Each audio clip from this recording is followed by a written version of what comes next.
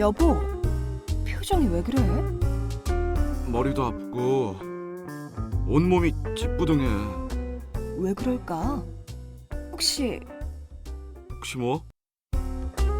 아니, 특별히 어디가 더 안 좋아진 것도 아닌데 자꾸 아프다고 하니까. 그러니까 뭐? 아니, 혹시 신경성 아닐까? 뭐 신경성? 정말 신경성인가? 혹시 항암 치료 때문인가? 어서 들어오세요. 두 분 혹시 부부싸움이라도 하셨나요? 그런 건 아니고요. 이가 자꾸 머리도 아프고 여기저기 통증이 있다고 해서요. 혹시 신경성이 아니냐고 했더니 한사랑 간호사님, 암 치료 때문에 통증이 있을 수도 있죠. 그럼요. 항암제 부작용으로 근육통, 관절통이 생길 수도 있고요. 경우에 따라 뼈의 통증, 두통을 호소하기도 해요. 마찬가지로 방사선 치료 부작용으로 통증이 있을 수도 있습니다.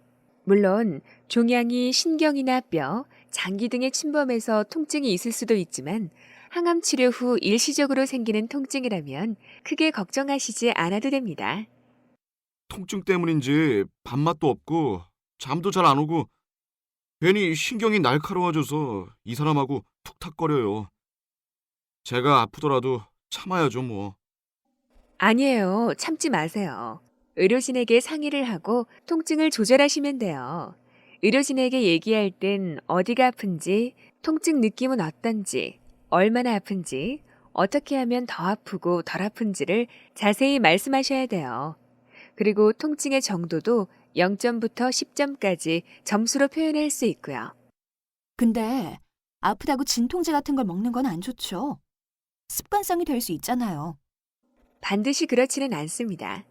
경우에 따라서 마약성 진통제를 처방하기도 하는데요.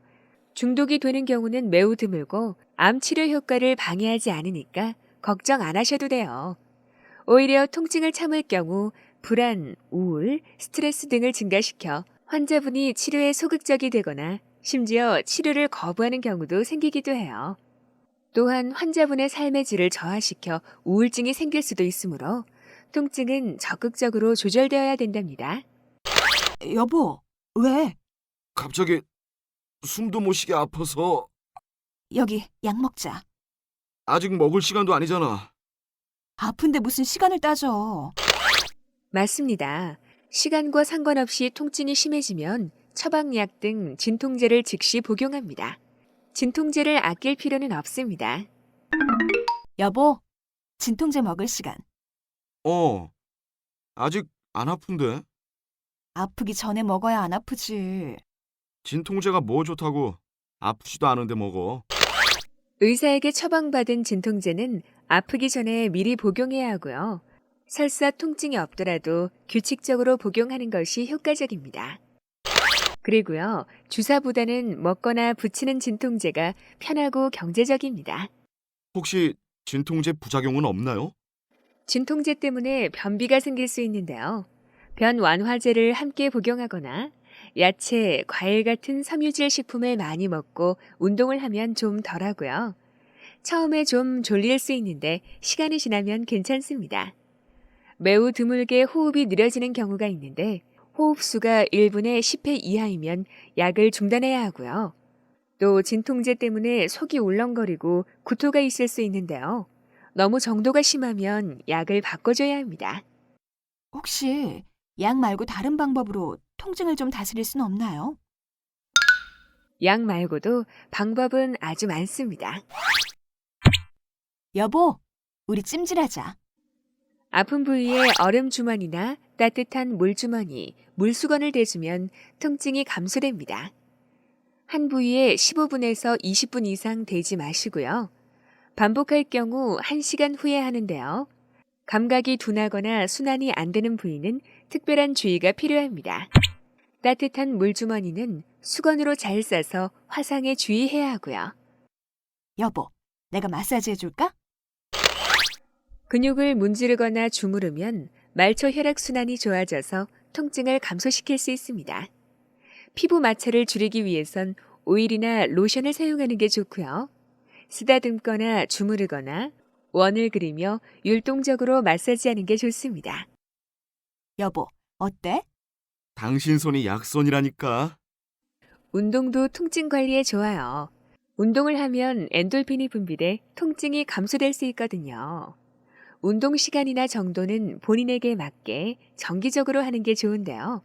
스스로 운동을 할 수 없을 땐 가족들이 팔이나 다리를 구부렸다 펴는 관절 운동이나 마사지를 해주는 것도 괜찮습니다. 누구나 다 운동을 해도 괜찮을까요? 종양으로 뼈가 약해진 경우엔 무리한 운동을 피해야 하고요. 운동 때문에 통증이 생기면 중단해야죠. 기분 좋은 생각을 하는 것도 통증에 도움이 될 것 같은데요? 정말 좋죠. 편안한 자세로 기분 좋은 풍경이나 행복했던 기억을 떠올리다 보면 불안이나 긴장을 해소시킬 수 있고요.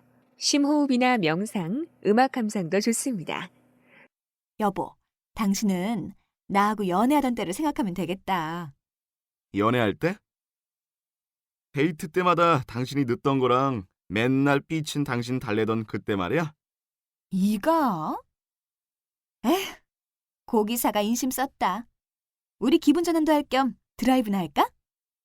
강미래님은 옛날 데이트하던 얘기, 드라이브 얘기에 벌써 화색이 도는 것 같은데요. 여보, 아무래도 당신한텐 내가 항암제야. 부작용 없는 항암제. 우리 주변에 몇 가지 만병통치약들이 있는데요. 걷기도 그 중에 하나인 거 아시죠? 잘 걸으면 감기나 심장병, 골다공증은 물론이고 암 치료와 예방에도 효과적이라는 연구들이 많습니다. 특히 숲의 좋은 공기를 깊숙이 마시면서 산책을 하면 면역력도 좋아지고 심신도 안정된다고 하는데요. 오늘부터 하루 15분, 20분 정도라도 산책을 해보시는 건 어떨까요? 내 몸이 건강해지고 있다는 기분 좋은 생각을 하시면서요. 그 기분 좋은 생각들이 그대로 이루어질 겁니다.